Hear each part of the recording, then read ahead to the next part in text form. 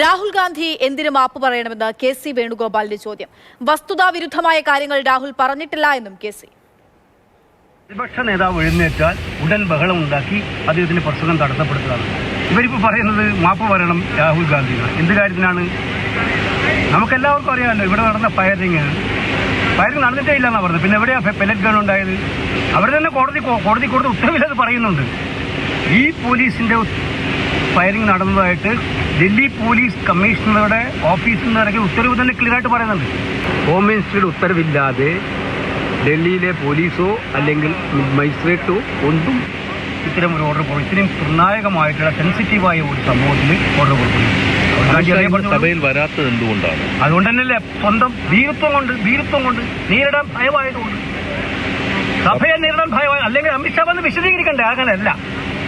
അങ്ങനെയല്ല ഉണ്ടായത് ഇങ്ങനെയാണ്. രാജ്യം അത് കേൾക്കാൻ ആഗ്രഹിക്കല്ലേ ഇന്ത്യയിലെ ഹോം മിനിസ്റ്ററിൽ നിന്ന്.